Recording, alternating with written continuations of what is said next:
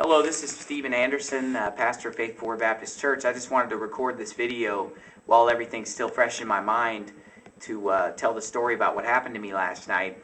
I was driving back from San Diego to Phoenix. Today is Wednesday the 15th. This was yesterday on the 14th. I'm driving back from San Diego to Phoenix, and I go through a Border Patrol suspicionless internal checkpoint. This is about maybe 75 miles east of Yuma on Interstate 8, somewhere around there. And I get stopped at the checkpoint, and they start asking me questions. I refused to answer the questions. They wanted to search my vehicle. I didn't allow them to search my vehicle because of my Fourth Amendment rights not to be searched without a warrant. And they referred me over to secondary inspection area. I said, no, I'd like to go on my way. I would like to go home. And they insisted I went to secondary. Well, then they bring a dog over and they say, well, the dog alerted us that there are drugs or a human being in your trunk. He's trained to do that, and so now we have probable cause to inspect you. Now, the dog didn't bark. The dog didn't make a sound, and I asked them to tell me, well, what did the dog do to tell you that? Because the dog just walked over, sniffed, and pretty much walked away. And I asked them to bring the dog over a second time and show me. They refused to do it. I never saw the dog again. So I sat there for over an hour just waiting for them to let me go. They just held me there. They wouldn't let me go anywhere. Well, after a little over an hour, the DPS showed up, the Department of Public Safety, which is basically like the Highway Patrol of Arizona, shows up and says that I'm under arrest because they had probable cause to search my car, and I'm refusing to get out of the car and let them search the car. Well, I told the DPS officer, I said, look, you know, the dog didn't do anything. I said, ask them to bring the dog out and show you, because I said the dog did not detect anything. I said there's nothing in the trunk except tools. Well, the DPS officer asked the Border Patrol if they would get the dog out, and they told him no. So basically they told me, well, you know, you're coming out of this car one way or the other, and we're going to search this car whether you like it or not.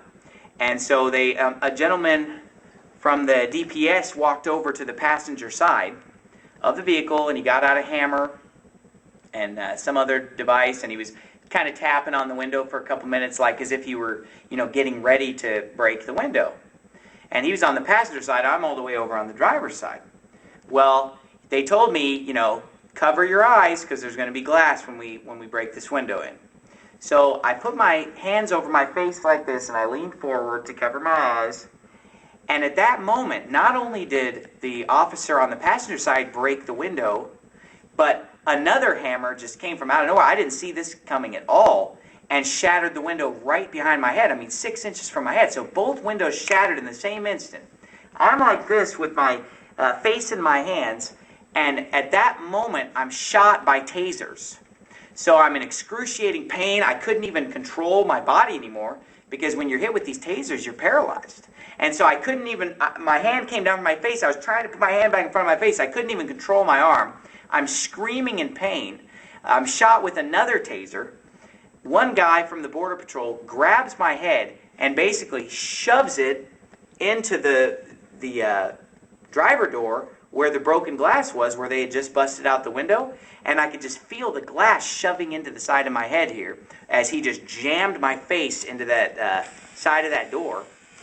And held it there for a little while. It's hard for me to measure the time because I was in so much pain. It felt like it was taking forever. But it was, I mean, this definitely was taking some time. Then they grabbed me, threw me on the ground. Another officer stepped on my head. I mean, it felt like his full body weight. And basically was just driving my face down into more broken glass asphalt, which is what all these cuts are from on my head. And he's got his foot on my head. I'm shot by more tasers again. Keep in mind, I had my hands like this over my face. I haven't resisted at all. I'm crying out for mercy. And they're just torturing me with these tasers again and again.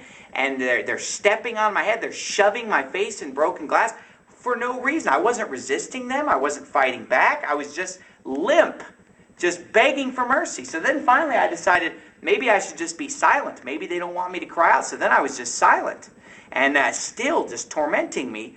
So finally, they stopped tasing me. They pick me up onto my feet. They take me into the trailer of the Border Patrol there. And when I walked in, I could see all their tons of screens showing all the different cameras. So, I mean, this is on tape from a whole bunch of different footages by the Border Patrol. They said, you know, they put my hands behind my back. They handcuffed me.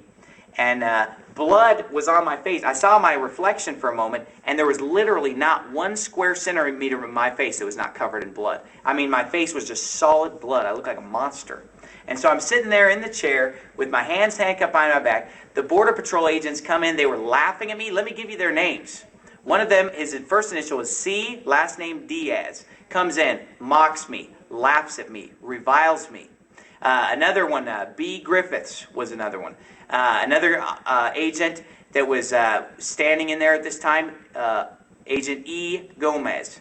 And so these men are laughing at me, razzing me, while blood is dripping from my face. I'm just sitting there, you know, helpless. I've been beaten horribly. And so anyway, the DPS comes in, they read me my rights. Pardon? Didn't they tell you that if you just answered the question? Oh yeah, and then C. Diaz told me, well, if you would have just answered the question, we would have let you go. And I said, wait a minute. I said, I thought that it was because the dog detected drugs or a human being in my car. I said, I just caught you in a lie. I hope these cameras have sound. And so that was C. Diaz that told me that. So anyway, the DPS agent comes in. He read me my rights. I have the right to remain silent and so forth. They take me. They throw me in the back of the squad car. They drove me about 70 miles away from where I was going home. They drove me all the way back to Yuma. They took me to an urgent care center. For some reason, he didn't want me to go in there and get treated. I begged him to let me use the bathroom because I really had to go to the bathroom. I hadn't been in hours, and I drank a bunch of water, and I had to go really bad. I told him, I said, you know, I'm in pain. I have to go so bad. He said, no, just wait, just wait. You know, he gets out, he chats with another guy from DPS and kind of tells him the story while I'm waiting. And then finally he tells me, oh, it's just 5 minutes, the emergency room. You know, I'm holding the bathroom. He takes me over to the emergency room. Finally, you know, eventually I get in there. I use a bathroom. They put 11 stitches in my head. And, you know, they cleaned out the glass. They cleaned me. And it took... Now, you're probably thinking right now, why haven't I cleaned off my face? This is after my face has been cleaned. They cleaned my face for about an hour and said, hey, this is the best we can get it. This is the best we can clean it. So I got 11 stitches. You can see the damage now that it's all cleaned up. Before, I just had a mask of blood on my face. They took me from the emergency room to the county jail. They, you know, I was basically, you know, checked into the jail, spent the night in jail. I'm in a cell. I don't know what's happening. I don't know when I'm going to see a court. I figured it'd be within 24 hours.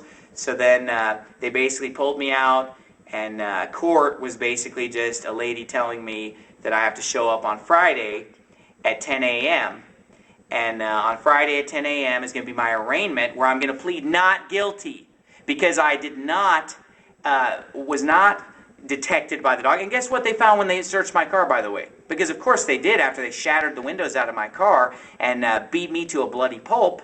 Then they did search my car, and guess what they found? Nothing. Because all I had was tools. I didn't have any drugs. I didn't have a human being in my car. And so wake up, America. Why is this happening in the United States of America?